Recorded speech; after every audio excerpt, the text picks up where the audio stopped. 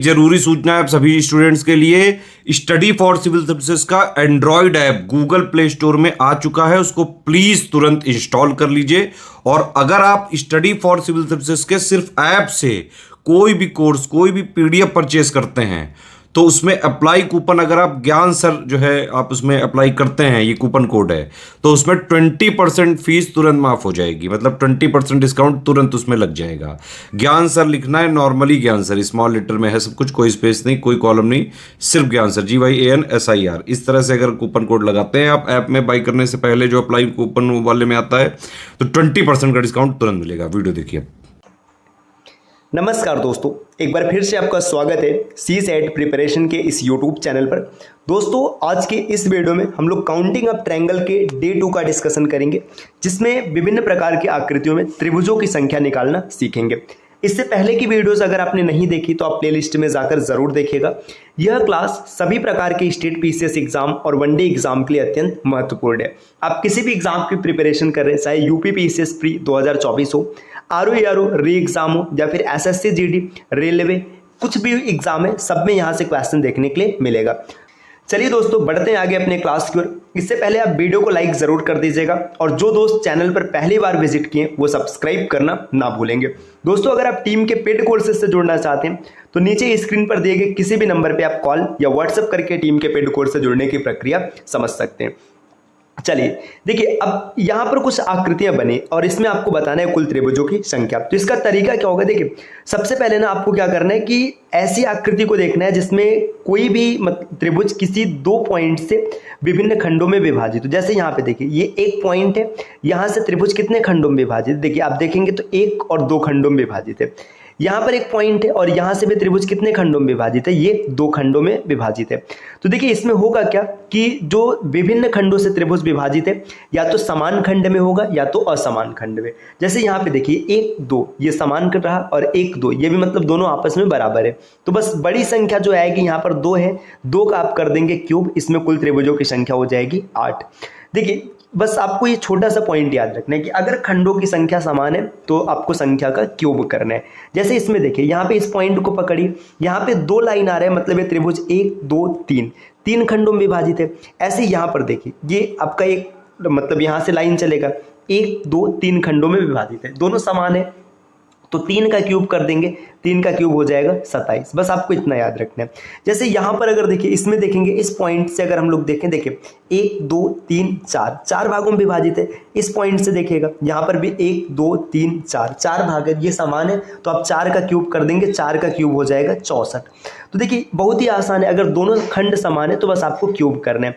अच्छा, इसमें आपको लग रहा होगा कि ये आप डायरेक्ट बता रहे हैं, एक एक करके भी दिखा दीजिए। तो इस आकृति में मैं आपको एक एक करके त्रिभुज दिखा दे रहा हूँ ताकि आपको समझ में आ जाए कि कैसे बराबर है। देखिए अगर हम इस आकृति में एक एक करके ढूंढना चाहें तो आसानी से ढूंढ सकते हैं। देखिए सबसे पहले क्या करना है, आप इस सेगमेंट को देखिए। अगर इस सेगमेंट को देखेंगे जहाँ पे ये पॉइंटर चल रहा है ग्रीन कलर में, देखिए ये आप काउंट कर सकते हैं, कुल त्रिभुजों की संख्या हो जाएगी 3, क्योंकि ये एक छोटा वाला त्रिभुज, एक ये वाला त्रिभुज और एक ये पूरा बड़ा वाला, 3 त्रिभुज हो गया है ना।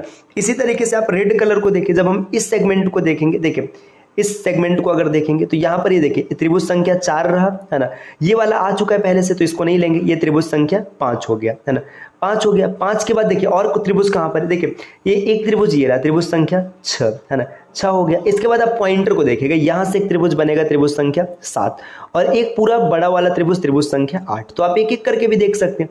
अब यहाँ पर ये मतलब इसमें 27 ढूंढना थोड़ा सा मुश्किल होगा, इसलिए आपको सीधा सीधा लॉजिक याद रखना है। अगले स्लाइड पर आते हैं, क्या होगा अगर ये खंड बराबर नहीं है। जैसे देखिए, अब किसी भी 2 पॉइंट से विभाजित किया जा सकता है। जैसे इस पॉइंट को देखिए, यहाँ से त्रिभुज के 2 भुजाओं को विभाजित किया गया, ये देखिए यहाँ पर आप देख सकते हैं इस भुजा को 3 खंडों में विभाजित किया गया है ना। आप देख सकते हैं 3 खंड, पहला दूसरा तीसरा, और इस भुजा से अगर आप देखेंगे तो त्रिभुज 4 खंडों में विभाजित है, 1 2 3 4। अब तो ये समान नहीं रहा, जब समान नहीं होगा तब क्या लॉजिक लगेगा, तो इसमें इस लॉजिक को बड़ा ध्यान से समझिएगा। देखिए सबसे पहले इस पॉइंट को देखिए, अगर इस पॉइंट को आप देखेंगे, इस पॉइंट के कारण ये त्रिभुज कितने भागों में विभाजित है, ये विभाजित है 3 भागों में। तो 1 2 3 अगर हम इस बेस पर कैलकुलेट करेंगे तो इस बेस पर हमको 1 2 3 अगर जोड़ेंगे तो यहाँ पे 6 त्रिभुज मिलेगा। इसी तरीके से अगर इस बेस पर देखेंगे, इस दूसरे वाले बेस पर, तो यहाँ पर भी 6 त्रिभुज मिलेगा। इस तीसरे वाले बेस पर भी आपको 6 त्रिभुज मिलेगा और इस चौथे वाले बेस पर भी आपको 6 त्रिभुज मिलेगा।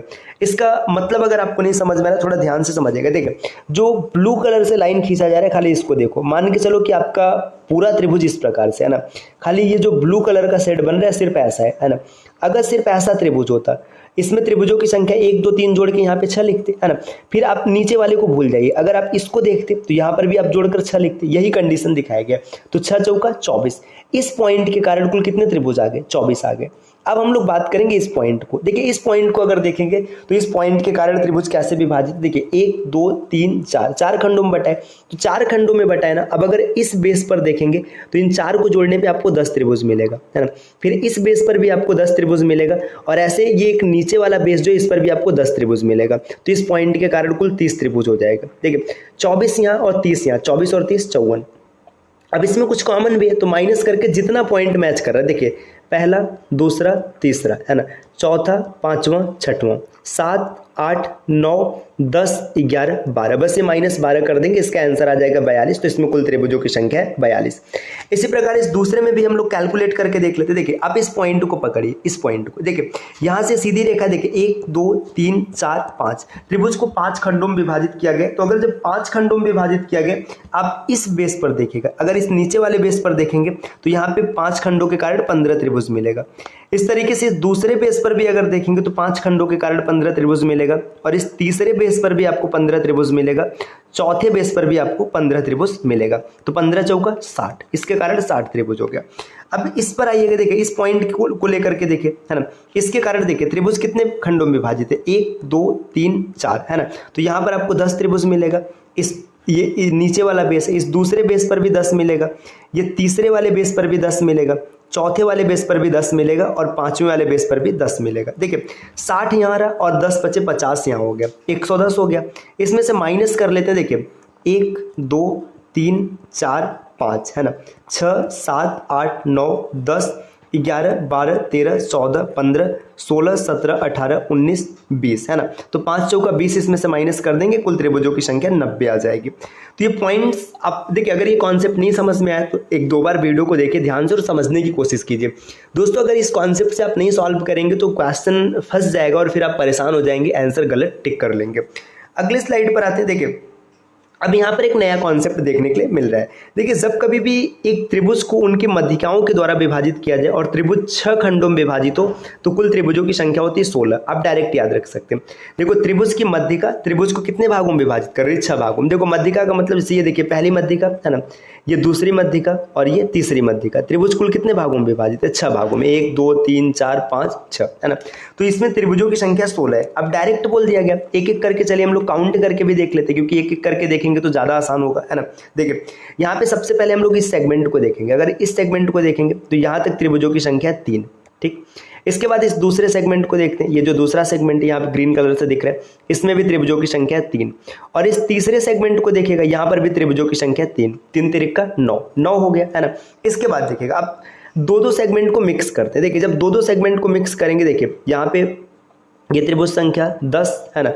अब इसके बाद देखिए त्रिभुज संख्या 11, है ना। इसी तरीके से क्या होगा, देखिए इसके कारण 2 और मिला, है ना।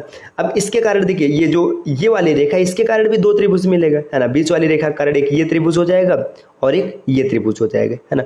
और इसी तरीके से इस रेखा के कारण भी 2 त्रिभुज मिलेगा। तो 3 रेखा के कारण कितने त्रिभुज मिल गए? 6 त्रिभुज मिल गए। 9 पहले था, 6 और हो गया, 9 6 15 और एक पूरा बड़ा वाला त्रिभुज जहाँ पे पॉइंटर चल रहा है इसको देखिएगा, 15 और एक 16। तो कुल त्रिभुजों की संख्या 16। आप डायरेक्ट याद रखिएगा कि मध्यिका अगर 6 भागों में विभाजित करेगा तो त्रिभुजों की संख्या 16 हो जाएगी। अच्छा एक चीज ध्यान दीजिए, मध्यिका 6 भागों में विभाजित किया, त्रिभुजों की संख्या 16, है ना। सेम यही आकृति, बस इस लाइन को एक्स्ट्रा डाल दिया गया। इस लाइन के कारण पता है दोस्तों 8 त्रिभुज बढ़ जाएंगे। इसमें कुल त्रिभुजों की संख्या 24 होगी। देखिए कैसे होगा, एक एक करके देख लेते हैं। देखिए सबसे पहले इस लाइन को हटा दो, 16 है, कोई दिक्कत नहीं अगर ये लाइन हटा देंगे। अब जब ये लाइन पड़ेगा ना, देखिए इस लाइन के कारण 3 त्रिभुज यहाँ पे बढ़ गया, 16 और 3 19 हो गया। ऐसे ही 3 नीचे बढ़ गया 19 और 3 कितना हो गया, 19 और 3 22 हो गया, है ना। इसके बाद दो त्रिभुज और बढ़ेगा। देखिए एक त्रिभुज ये रहा, त्रिभुज संख्या 23, और एक त्रिभुज यहाँ पर है, त्रिभुज संख्या 24। 16 पहले था और प्लस 8 और हो गया, तो 16 और 8 24 इसमें कुल हो गया, है ना। अब इस आकृति में बताना है कुल त्रिभुजों की संख्या। बहुत ही आसान सा कॉन्सेप्ट है। सबसे पहले इस सेगमेंट को देखिए, है ना। यहाँ पे कुल 6 त्रिभुज मिलेंगे। ऐसे दूसरा सेगमेंट है, यहाँ पर भी कुल 6 त्रिभुज मिलेंगे, और ये तीसरा सेगमेंट है, यहाँ पर भी कुल 6 त्रिभुज मिलेंगे। 6 त्रिक 18। इसके बाद ये एक बीच वाला छोटा त्रिभुज 18 और 1 19 हो गया, और एक ये पूरा बड़ा वाला त्रिभुज 19 और 1 20। तो इस आकृति में कुल त्रिभुजों की संख्या 20, बस आपको डायरेक्ट याद रखना है। अगले स्लाइड पर आते, देखिए ये शायद हम लोगों ने पिछले क्लास में पढ़ रखा है ना। देखिए जब कभी भी ऐसी आकृति बनती है तो त्रिभुजों की कुल संख्या होती है 18, है ना। ये कैसे होती है, एक करके समझ लेते हैं। और ये क्वेश्चन फिर से रिपीट क्यों किया गया, इसका भी कारण बताते हैं। देखिए जब भी एक ऐसा स्टार बनता है जिसमें 6 कोर होते हैं तो त्रिभुजों की संख्या होती है 8, ठीक। ये देखिए आप देख भी सकते हैं, 1 2 3 4 5, यहाँ पे एक कोर रहेगा, और एक 6, और एक बड़ा वाला त्रिभुज 7, और एक छोटा ये वाला 8, है ना। 8 होता है। इसके बाद देखिए जब ये लाइन नया वाला बनता है ना तो यहाँ पे 2 त्रिभुज एक्स्ट्रा आता है, 8 और 2 10, है ना। ऐसे 2 यहाँ पर भी एक्स्ट्रा आता है, 10 और 2 12, है ना। और इस लाइन के कारण 2 और एक्स्ट्रा आते हैं, 12 और 2 14, और इसी तरीके से 2 यहाँ पर भी एक्स्ट्रा बनता है, 14 और 2 16, है ना। और 2 त्रिभुज और एक्स्ट्रा कहाँ पर बनता है, देखिए 2 त्रिभुज और एक्स्ट्रा यहाँ से बनता है दोस्तों। देखिए एक ही होता है त्रिभुज संख्या 17, और एक यहाँ पर होता है त्रिभुज संख्या 18, है ना। तो ये तो आपने कल देख रखा था। अब इसको क्यों लाया गया, देखिए यहाँ पे समझिएगा। अब जब कभी भी ऐसी आकृति बने ना, इसमें देखिए ये इसको क्रॉस ना करे, तो बस ये जो नीचे वाले 3 एक्स्ट्रा त्रिभुज बन रहे थे यही तो माइनस हो जाएंगे। जब इसको माइनस कर देंगे तो कितने त्रिभुज बचेंगे, यहाँ पर बचेंगे कुल 15 त्रिभुज। तो डायरेक्ट याद रखिए ऐसी आकृति में त्रिभुजों की संख्या 15। अगली स्लाइड पर आते हैं। देखिए अब यहाँ पर एक आकृति बनाई, इसमें आपको त्रिभुजों की कुल संख्या बताना है, कुछ नहीं करना है। देखिए यहाँ से आकृति 2 सेगमेंट्स में डिवाइड है। देखो ये एक नीचे वाला सेगमेंट है ना, ये रहा, है ना। इस नीचे वाले सेगमेंट में त्रिभुजों की कुल संख्या आपको देखनी है। देखिए आप देखेंगे 1 2 3 4, है ना। 4 मतलब ये कितना हो जाएगा, 10 हो जाएगा। ऐसे ही आप इस ऊपर वाले सेगमेंट को भी देखिएगा, है ना। इससे ऊपर वाले सेगमेंट को भी देखेंगे 1 2 3 4, यहाँ पर भी 10 हो जाएगा। क्या इन दोनों को मिक्स करने से कुछ नया त्रिभुज बनेगा, जी नहीं। अब कोई संभावना ही नहीं, तो 10 बनेगा सीधा सीधा। तो यहाँ पे 10 और 10 20 हो जाएगा, है ना। इस स्लाइड में इसमें आपको बताना है कुल कितने त्रिभुज है, कुछ नहीं करना है। देखिए यहाँ पे इस सेगमेंट को देखें, इसमें देखेंगे तो यहाँ तक आपको मिलेगा 3 त्रिभुज, है ना। ये 3 रहा। अब इसी तरीके से यहाँ पर भी आपको मिलेगा 3 त्रिभुज, 3 और 3 6 हो गया, और एक पूरा बड़ा वाला त्रिभुज 6 और 1 कितना हो जाएगा, 7 हो जाएगा। तो इस आकृति में त्रिभुजों की संख्या 7। तो दोस्तों ये आज की क्लास रही जिसमें हम लोगों ने कुछ आकृतियों में त्रिभुजों की संख्या को काउंट करना सीखा है।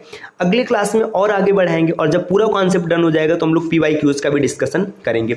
ये क्लास कैसी लगी कमेंट करके जरूर बताइएगा, और इस प्रकार के वीडियोस को निरंतर देखने के लिए चैनल को सब्सक्राइब करना ना भूलिएगा। मिलते हैं दोस्तों आपसे नेक्स्ट वीडियो में, तब तक के लिए नमस्कार।